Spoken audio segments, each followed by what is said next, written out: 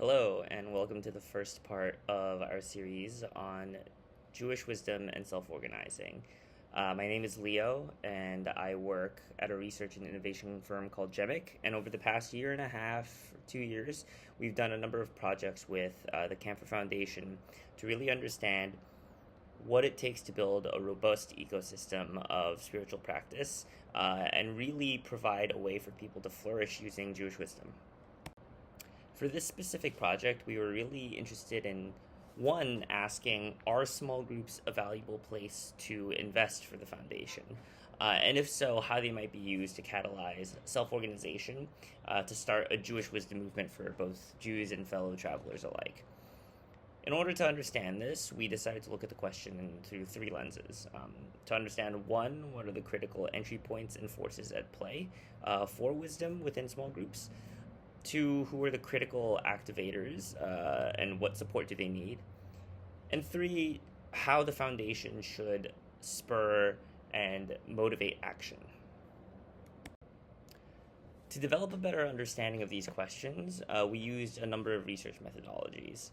We conducted a sociocultural analysis on social movement literature, religion and cultural theory, and community theory.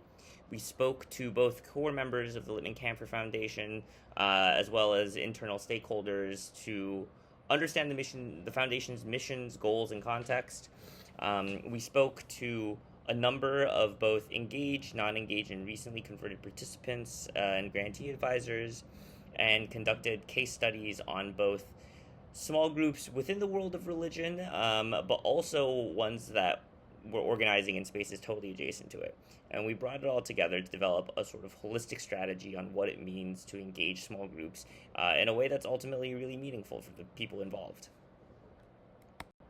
So as social science researchers, it was really important for us to really go out there and speak to people directly and hear about their experiences. So to that end, we spoke with 19 what we're calling engaged spirituals, so people actively involved in spiritual practices in life. 7 free floaters, so people without strong commitments who are actively seeking, and 8 engaged seculars, so self-organizers who aren't into religion or spirituality.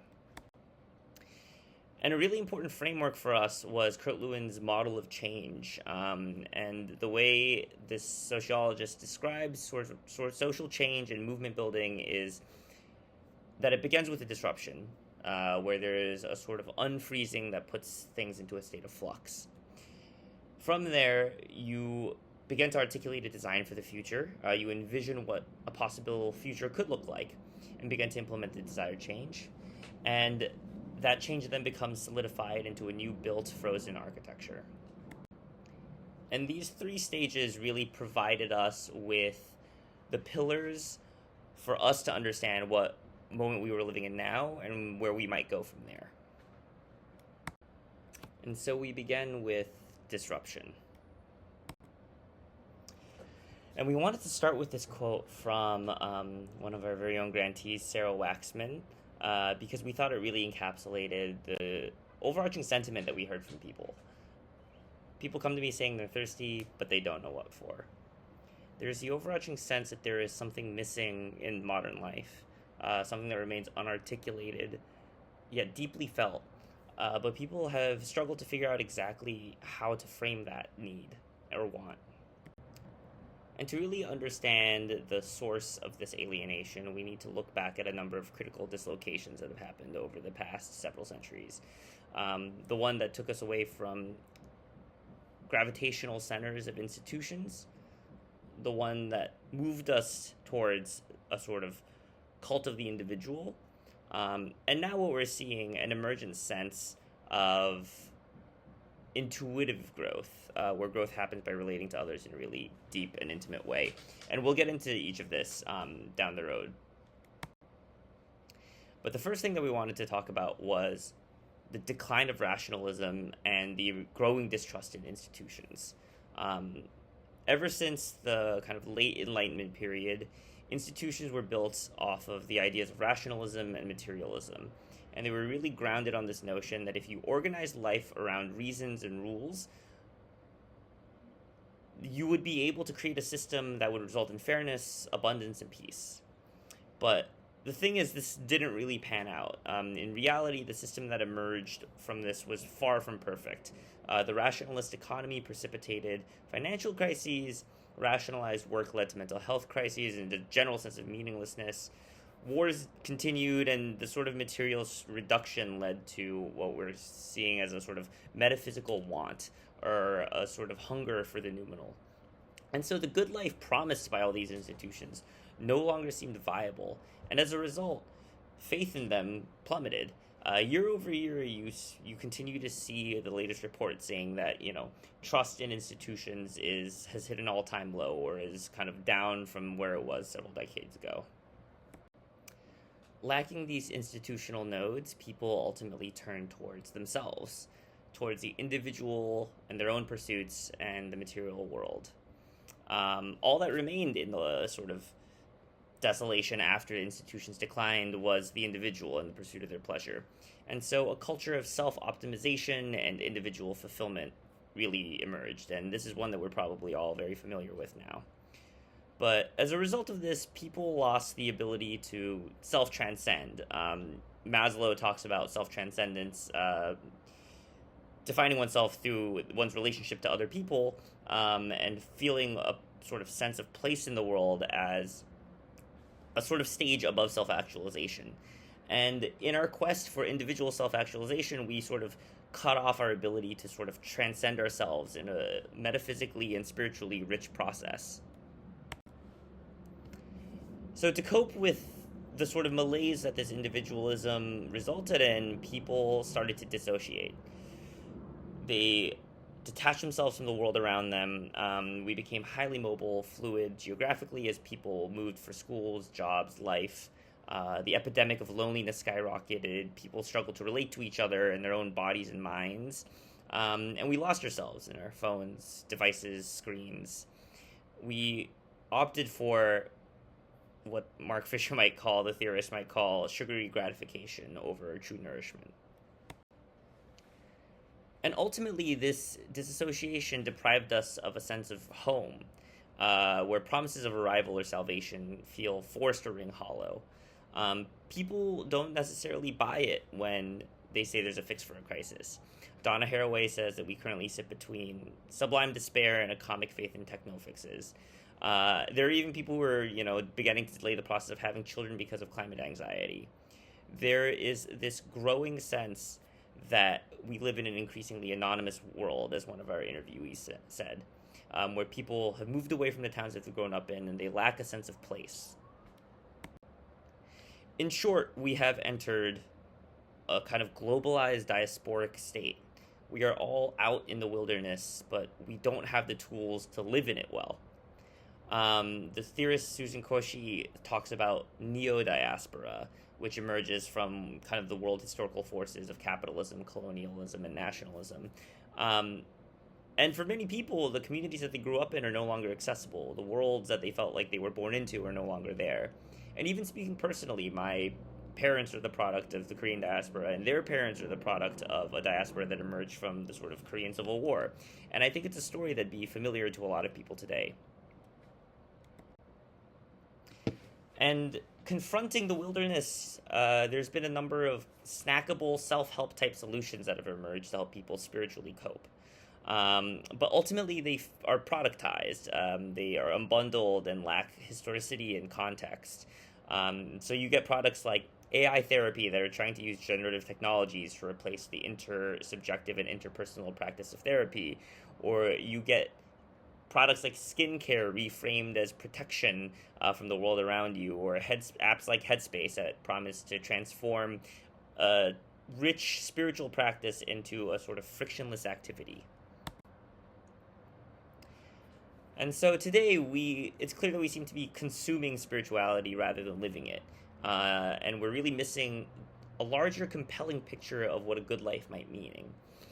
And to that end, what's really required is a life-affirming ideology supported by visionaries, peers, and content that really show what it would mean to live in a life-affirming and joyous kind of manner.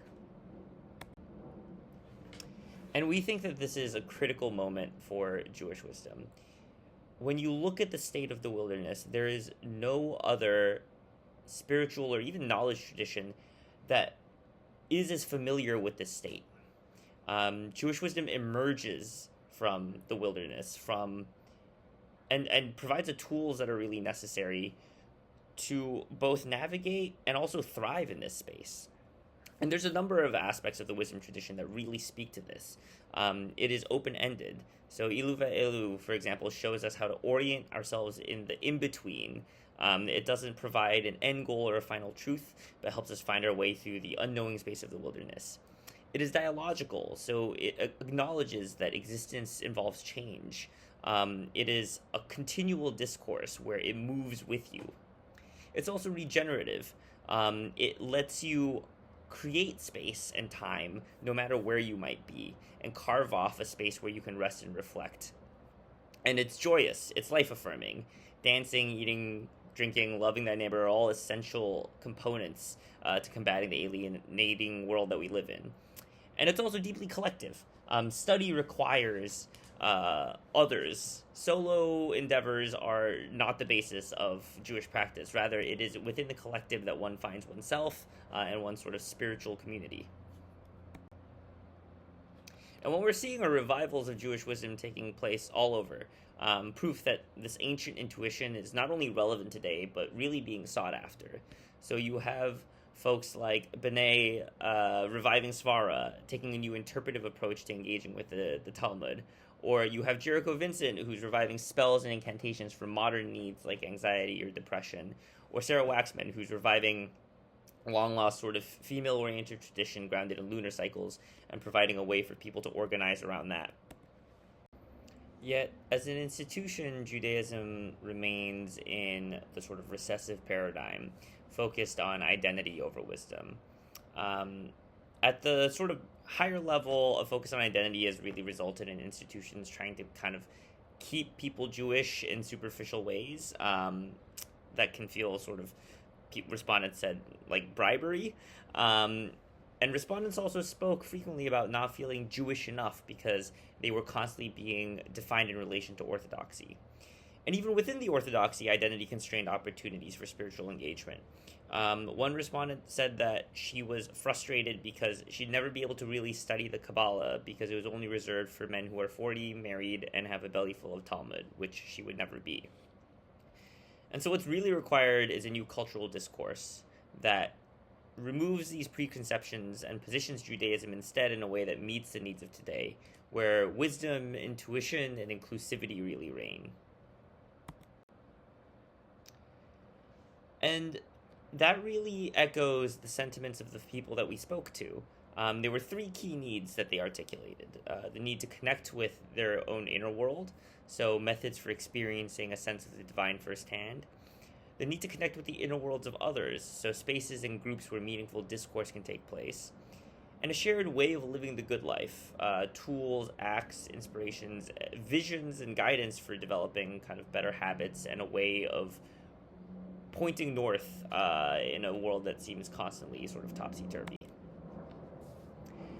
And so there's a clear mission ahead of us as the foundation, one that's uniquely suited for the Camphor Foundation, which is really to revive Jewish wisdom in a way that demonstrates this new way forward, that helps show how when one connects with their inner worlds and the inner worlds of others, they can relate to a sense of kind of groundedness and oneness.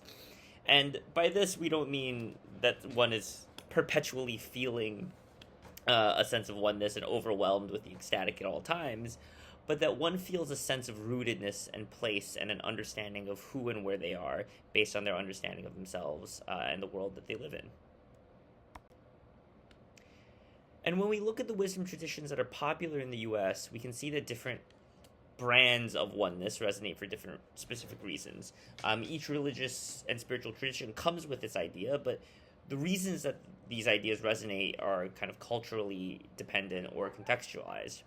So Buddhist wisdom and ideas of one mind-body oneness emerge in the West when there is a strong sense of dislocation between the individual and their mind-body connection.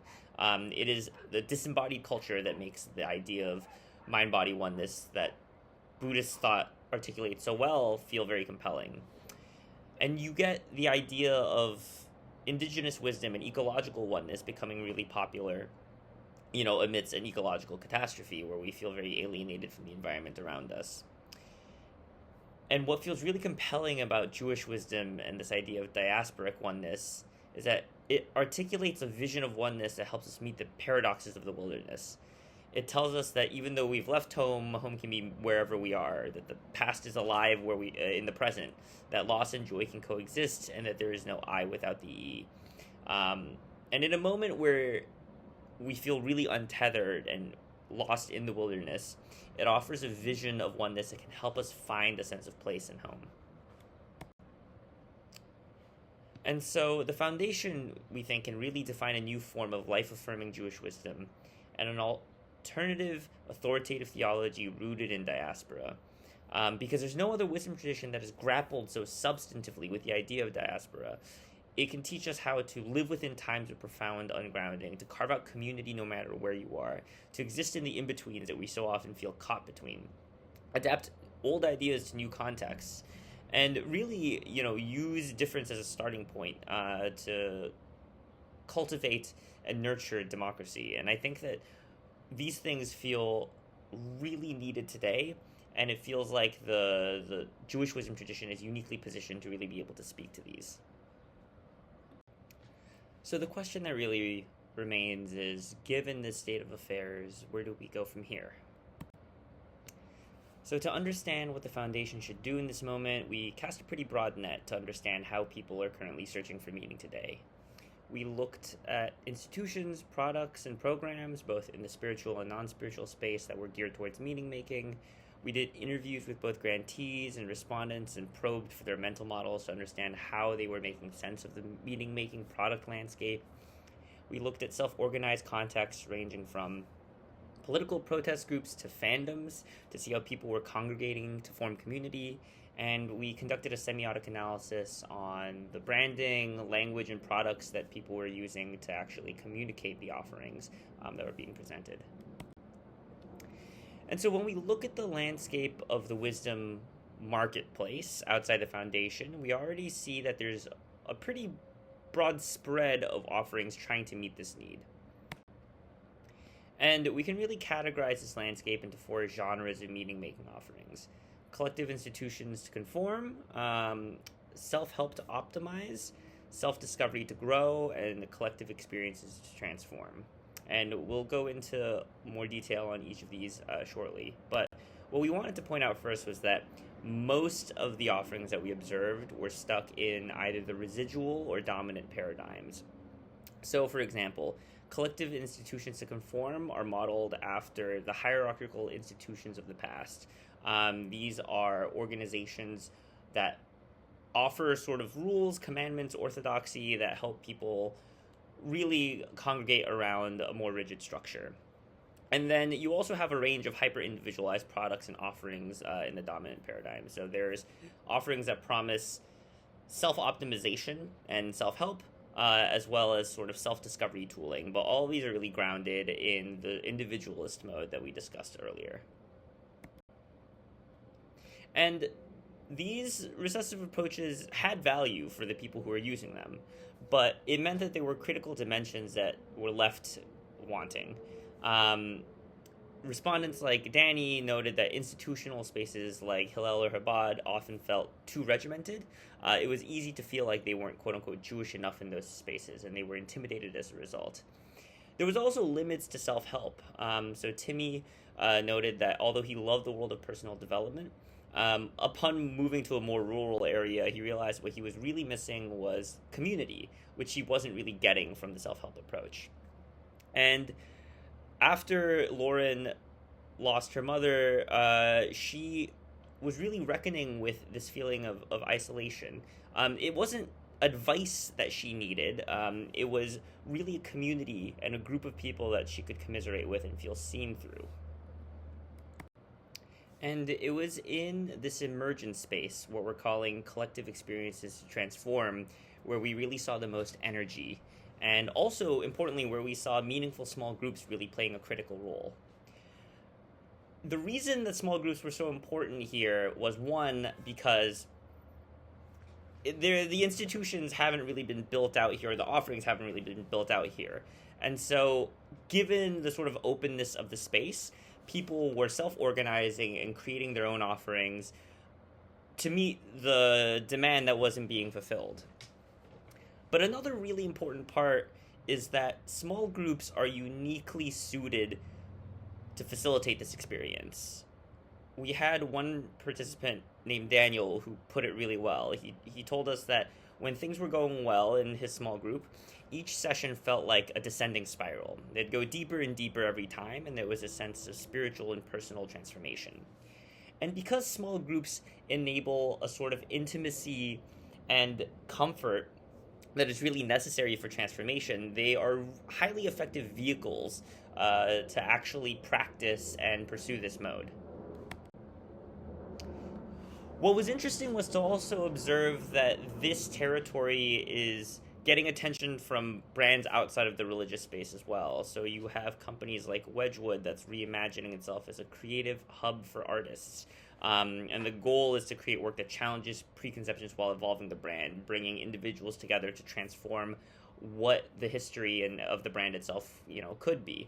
And you have magazines like Vogue UK that are taking an approach to kind of collective inclusivity as an effort to collectively transform the associations of both high fashion and then the specific label or magazine as a whole. But it's really important that we don't overlook the recessive spaces, because at the end of the day, that's where most of the people currently are, and most of the small groups are actually emerging from these spaces. So you have a respondent like Deanne, who has a complicated relationship to her synagogue, but ultimately the Talmud reading group that she developed, which was deeply meaningful for her, emerged from the community that she made at the synagogue. Or you have someone like Timmy, who came to the church from the world of self-optimization. But he tells us that it was ultimately the moments of group prayer and community reflection that drew him out of the self-help optimization mode towards this collective mode. And you have respondents like Daniel, who thought that the main attraction for his regular gatherings would be individual presentations and practices that people would put on, but it was ultimately collective connection where people felt the most power.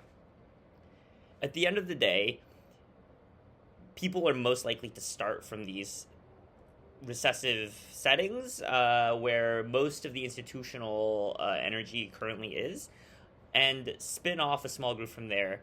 But what's really important is that regardless of where they started, the groups that stuck around and were meaningful were those that were able to work up to a sense of shared transformation and growth.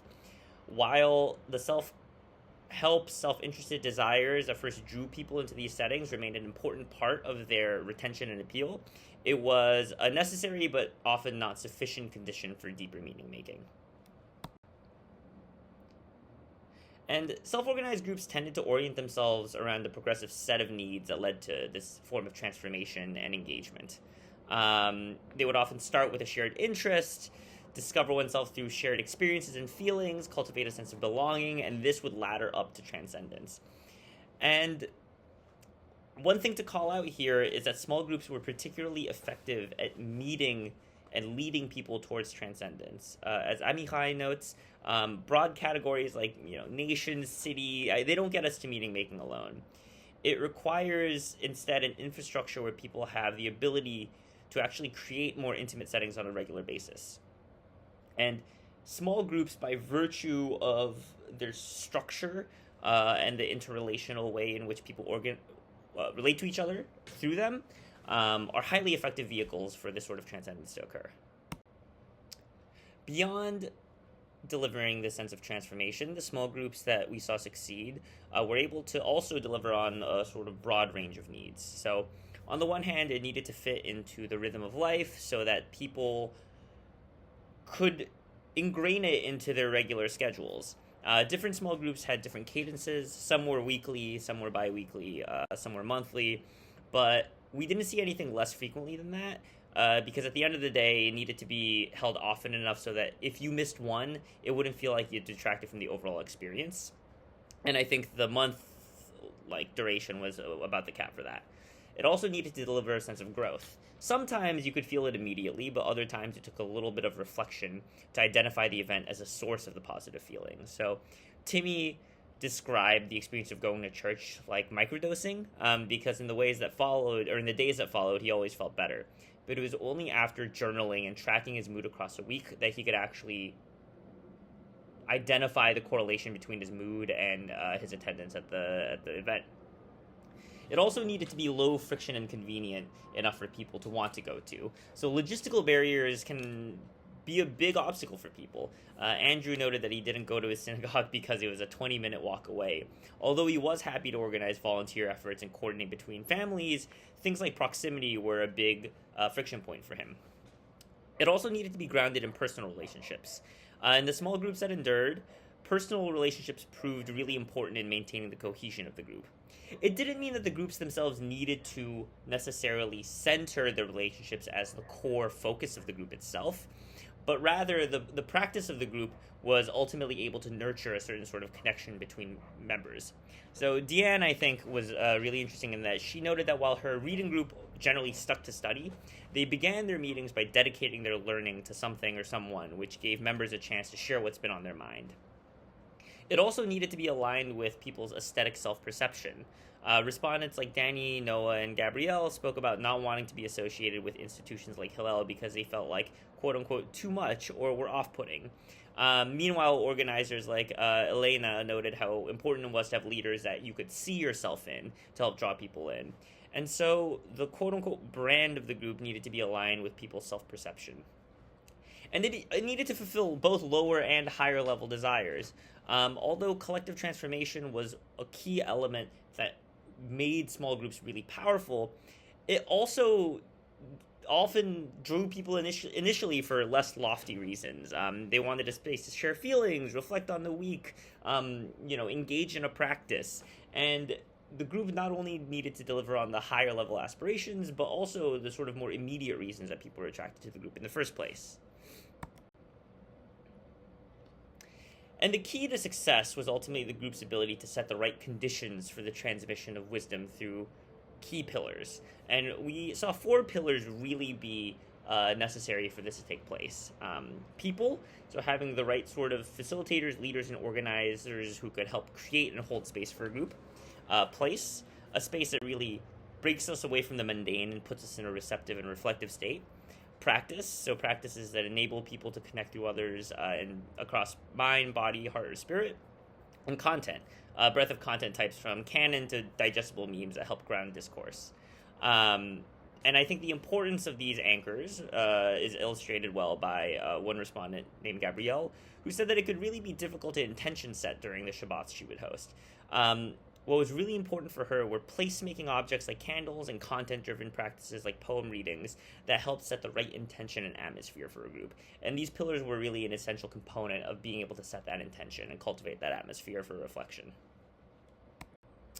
For these small groups to really thrive, though, it needed a broader ecosystem that could reinforce these pillars and provide support. Amihai describes the relationship between small groups and larger institutions as a backwards-forwards feeder system, where small groups can animate broader communities and larger communities can provide critical support to small groups. This can come in the form of training, providing spaces where people can congregate, developing practices that small groups can take and make their own, and doing the hard work of actually uncovering and engaging with the content that makes a spiritual tradition so unique and provides it with the substance that it needs to really get off the ground. One example that we saw of this outside of the context of spiritual practice was a climate cafe, which one of our researchers attended as part of the research. These cafes are a space where people can come together to really discuss the anxieties of living through massive climactic change. And it is composed of a network of both individuals and institutions and practices that makes these grassroots events possible. So, for example, the Climate Psychology Alliance has actually trained hundreds of people across the U.S. to facilitate and run their own climate cafes. The network of facilitators provides a space for these events, which are often hosted in people's apartments, homes, backyards. Rules and guidelines help set the tone of the evening and make sure, it makes it clear that it's not a substitute for clinical therapy, but a space to collectively grieve. And so there's a practice that has been refined and shared through this network of facilitators and experts. And ultimately, there is a sort of content perspective that helps connect the work being done at the Climate Cafe to a sense of broader activism or an activism program. And the thing is, without this broader ecosystem or community, these groups often fell apart. So Lauren mentioned that, although she was a part of a grieving group in Greenwood, she thought that she would only be there for a few weeks because it felt too isolated from everything else in her life. On the other hand, Noah, who organized Gay Shabbat, said that the event has really grown because of its relationship to the broader queer Jewish scene in New York. And it was ultimately this relationship with the broader community that helped it really gain momentum and stick around.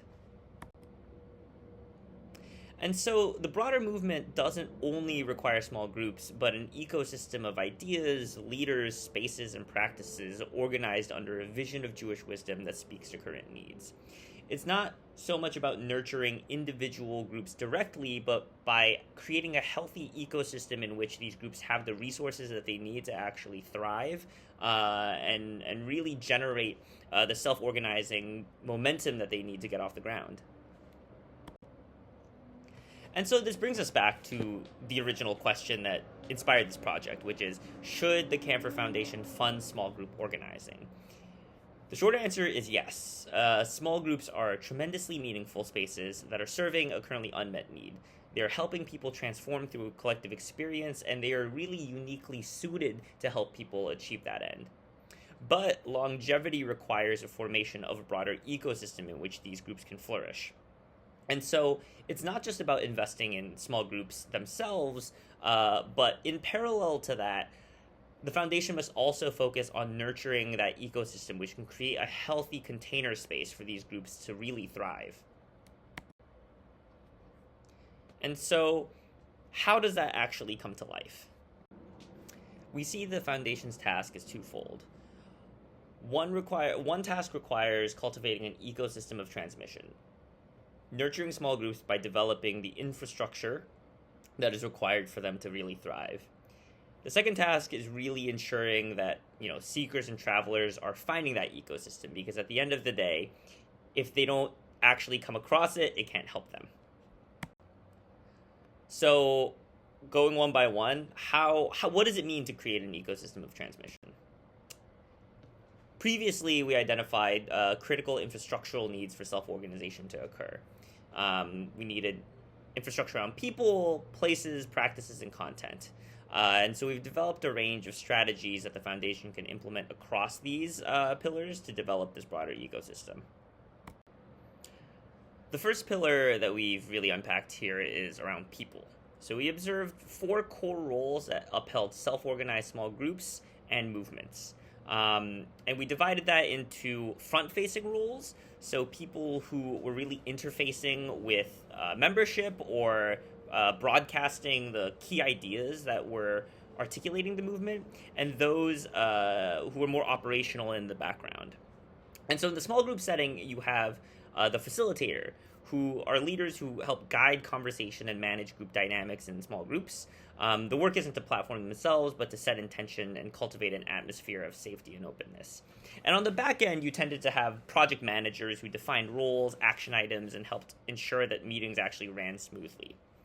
On the movement side, it was really important to have broadcasters, communicators who could, actually define the group's characteristics, figures around which movements, ideas, and ethos could become incarnate in a particular person and aesthetic. And on the back end, you needed archaeologists, pioneering thinkers who were able to guide the ideas that define the group by going into the text and the tradition and unearthing all those components that could be really relevant today. Although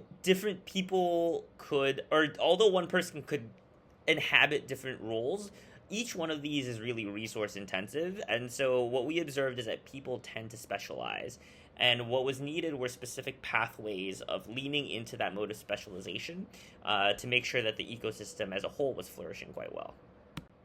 So for each of these archetypes, we observed specific modalities that we use to generate more tailored recommendations. So for example, when it came to the facilitator, we observed that some facilitation modes required consistent facilitators, meaning that the same person was often leading each time.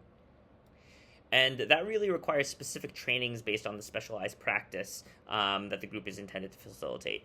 Other groups had a more fluid model where facilitation duties would rotate between sessions. And what was required there was content and practices that can give amateur facilitators guardrails that they could use to run the meeting. For the backend organizer, we observed that some were more operationally focused. So these were taking care of the logistical needs of a group, sending calendar invites, picking up groceries, booking spaces.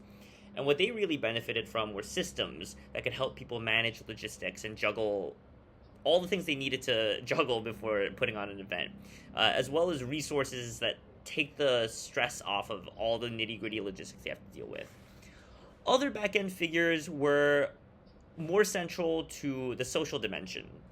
They were focused on cultivating the social environment of the group, greeting new members, making introductions, doing the legwork of actually helping people feel welcome in a group. And so their content that can be used to invite people to events, give information, provide common ground were really critical. Now, when it came to the broadcast archetype, there were also two modalities. There was what we're calling the voice, so leaders serving as the voice of a movement, focusing on getting their message compellingly across to a wide range of audiences. And what they really need was a platform to reach those audiences, logistical support in running day-to-day operations, and content and research that helps position them at the cutting edge of thought leadership. And there were other figures who exemplified not through necessarily the message that they were broadcasting, but through the actual example they were setting by demonstrating what it meant to actually live the sort of philosophy that they were trying to inhabit. And platforming these figures and their lifestyles, helping them construct a cohesive aesthetic for the movement was really key. Meanwhile, the archaeologists required the resources to really go back into the text and the tradition and do the heavy lifting of drawing out those ideas and engaging with them in a substantive way. They needed to be connected to publishers who they could partner with to get their work out there, developing a community of scholars whom they can, engage in lines of inquiry with, and creating new forms of education so that emergent archaeologists can be immersed in the existing approaches and discourses. Overall, though, we recommend reaching these figures through what we're calling a pull approach. Outside of the archaeologist archetype, who you can typically find in more training, rabbinical, academic settings, most of these figures were relatively dispersed across a wide range of contexts. So individually trying to identify them would be really labor-intensive. But they are looking for offerings that really speak to the needs that they have. And so instead of going out and trying to find them one by one, making the right sorts of products and messaging will really effectively draw them in. And these people are already in the process of searching for ways to develop their practice. So what would really be more efficient than individual outreach and contact is really developing a cohesive set of offerings that can actually speak to the things that they're looking for. Now, the next pillar that we really explored was place. Having a place where intention could be set was really critical to success. It helped cultivate the atmosphere that was necessary for deeper engagement and the transmission of wisdom, and a way and a place for people to get out of the frenetic day-to-day that makes it really difficult to actually reflect meaningfully. And one important thing to note is that while respondents said that online spaces were useful during the pandemic, there was nothing that could actually replace the intimacy that you got in person. And we divided the spaces into three categories. Public spaces, which are accessible to everyone. These are high reach and low barriers to accessibility. Semi-public / private spaces that required a base level of commitment and come with expectations for engagement, and private spaces with high barriers of entry. And there's specific strategies that we developed for each of these. So when it came to public spaces, we made a distinction between established public spaces, which are defined by installed, built features in the environment, and temporary spaces, which could emerge in public in cases where people were able to imagine the possibilities of what was already there. So, an example of an initiative that would take advantage or create an established public space would be something like a playground, where the architecture itself is designed to facilitate a sense of exploration in line with Jewish wisdom. A temporary space, on the other hand, would look like a pop up where people can have philosophical discourse in unexpected places, or practices that can reconfigure our relationship with existing spaces like the environment through activities like group ocean or lake mikvah dips. Semi public and private spaces also had a similar distinction between established and temporary zones, and this is a logic that runs through spaces as a whole. And by semi public space, we're imagining places like restaurants, art spaces, synagogues and churches, places that aren't fully public but aren't in one's home, essentially. And so when it came to these established settings, we imagine initiatives like partnering with institutions to create specific programs for small groups to spin off from. Whereas on the more temporary side, it would be things like subsidized pop-ups and collaborations, like the ones that the Gay Shabbat used, to leverage a larger capacity of these spaces to grow community. Meanwhile, there were spaces that we consider private spaces. These are people's homes. They have a natural high barrier to entry, but they do come with a certain built-in level of intimacy. And so there could be established private spaces like retreats for small groups and facilitators to meet and actually discuss their practice, or ways to transform existing small spaces like private spaces like people's homes into a gathering place for small groups.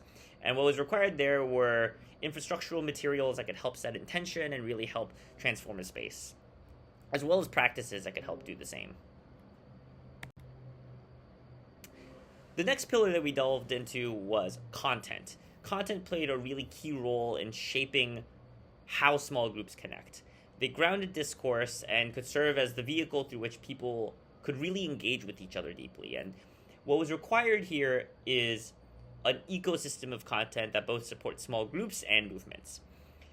That begins with canon. This is the source of wisdom that provides the substance for a given discussion. It is the central text around which people can gather, and without it, the group doesn't have enough of a structural backbone to really cohere. And here, what was really necessary are materials that can be used to make aspects of the canon accessible to people. So things like syllabi tailored to specific kinds of groups or events, and discussion guides that help people approach the canon in their own way. There was also the need for interpretations of the canon. These interpretive texts were texts that really drew out aspects of the canon that may have been overlooked. Importantly, it's at this level where we've noticed grantees struggling, because these interpretations often require a lot of scholarly rigor and time to develop, which many people felt like they didn't have. And so what was needed were incubators around given topics to really develop thoughtful engagement with the interpretations and discourses of the canon that could really recontextualize it for modern needs. One step down from that was what we're calling applied content. This is easy, accessible, applicable content that shows how these bigger ideas can apply in the day-to-day. I think a great example of this is a podcast like NPR's Planet Money, which has gained mass appeal for the way that it translates abstract economic ideas into concrete real-life situations. And so developing media that really is able to translate the more abstract, heady, intellectual ideas into tangible, material, day-to-day context was really key for people. And lastly, there is what we're calling user-generated content. Content that's generated by people, everyday folks, that helps create the sense that people are participating in a larger conversation that extends beyond the small group. Platforms where people could share these ideas, lightweight formats like comedy, memes, satire were all really critical to creating this sense of a broader, chatter or discourse that made things feel accessible and open to people. And the last pillar that we had was one around practice, and we really divided these practices into different modalities based on mind, body, heart, and spirit. The important thing to take away with practices was that although the practices themselves could be varied and multimodal, there were a few higher order principles that could really guide our approach to them. One was the importance of infrastructure. It was hard to create a practice just from the bottom up and implement it in a small group setting, especially if the facilitators and members hadn't done it before. Respondents often felt like they were kind of cosplaying or making things up. And so having stable infrastructure that people could use was really critical. People also spoke about how radically their practices evolved over time. What they thought would be successful wouldn't often work, and it took them a while to land on something meaningful. And although participants often drew on various modalities, small groups tended to focus or lean more heavily on one. And this helped really ensure that common intentions, expectations, and goals could really cohere. And so as a result, the groups really need flexible templates that can structure practice so that people feel guided as a result. They need training on how to adapt practices to emerging needs and changing contexts. And they need help identifying affinities, creating programs where primary practices, whether it is a practice of the mind or body or spirit, could be supplemented by other modalities without necessarily diluting its focus. So taken together, we have a roadmap of strategies for the foundation to kind of nurture this ecosystem of transmission. And we recommended a key set of those based on what we think are kind of short-term initiatives the foundation should focus on and medium and longer-term wins. But another thing the foundation really needs to do is really make sure that people are finding this ecosystem in the first place. And so we really need to anticipate the journey of individual seekers and organizers to ensure that it meets people where they are. The traveler's journey, as we've conceptualized it, begins with awareness. Something happens to someone. They feel or experience something that spurs them to explore more meaningful offerings in their life. They are open to good advice and are looking to places to access it, and so they then enter this consideration phase. Once they encounter a couple of things, they start to try out a couple books, podcasts, groups, to see what resonates with them. And a few things tend to stick. And this is where they really enter into a mode where they are kind of deeply engaging with the group, spending time with it, learning more about it. And eventually, these practices and communities become an ingrained part of their lives. They aren't just habits, but a way of life, and they then tell someone else about it, and the sort of cycle repeats for that person. But each of these stages has key challenges. So right now, when it comes to awareness, there are a few narratives beyond identity and polarizing narratives. The dominant stories that a lot of travelers come across have to do with reductive notions of identity, political positions they might find hard to support, and there aren't more nuanced perspectives and voices that can really speak to their experience and the complexity that they're experiencing. When it comes to consideration, there aren't many centralized places and platforms for discovery. There is a quote-unquote packaging distribution challenge in the space of Jewish wisdom. If you're someone who's seeking, it's unclear where you even go to find the offerings that are available. There's also a high intimidation factor that can discourage people from actually trialing something. It's hard for people to go from thinking about doing something to actually doing it. And this is compounded by the overall anxiety that we heard over and over again, that people don't feel, quote, Jewish enough for the offerings available. And there was also a need for forms of recognizable growth. For people to successfully incorporate a practice into their life, they needed to have moments that help them really reflect on the value of it. And this doesn't always come quickly or easily. And lastly, for the traveler to become an advocate of the practice, they need a network of advocacy and a community that they can use to actually spread the message and to really tell other people what has worked so well for them. And in the long run, the foundation can tackle each of these challenges to guide travelers into the world of Jewish wisdom. They can platform charismatic voices to kind of increase awareness of more nuanced approaches. They can create platforms where people can discover what's out there. They can encourage facilitators and lay members of groups to really open up the group in a way that makes things welcoming for people who are looking to, try out something in an unintimidating fashion. And they can leverage firsthand experiences and stories of development to actually articulate the benefits of a group. The most pressing needs now really involve making an alternative form of Jewish wisdom visible and viable to people in a non-intimidating fashion. So it is the first kind of stage of the journey where people are really in the mode of seeking and considering that is worth focusing on. This critically isn't just about supporting the organizations you're already working with. It's about becoming an infrastructure that guides people into the world of Jewish wisdom.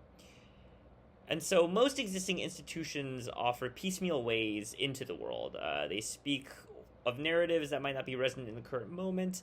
And it's not just that the foundation needs to platform the partners that it has, but to begin laying the roads and groundwork and networks by which people can learn more about and enter the world of Jewish wisdom.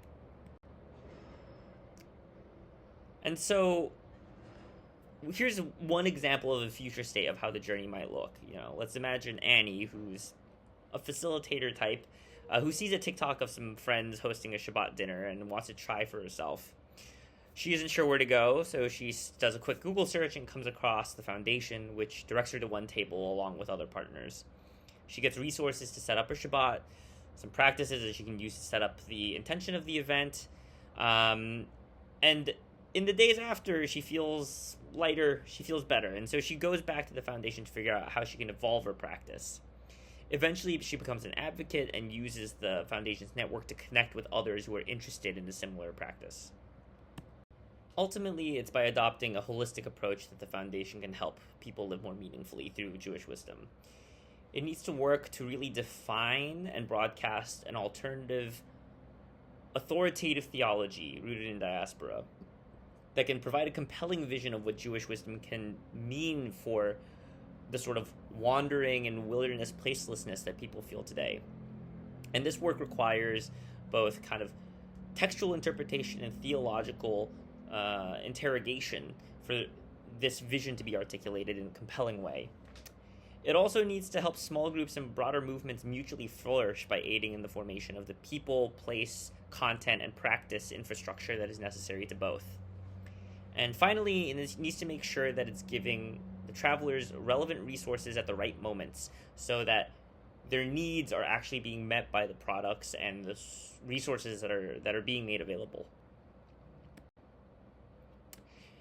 And we think that the foundation is uniquely suited to build this infrastructure for the flourishing of Jewish wisdom. The benefit of a foundation is that it is an organization operating at a scale that is uniquely capable of taking an infrastructural perspective.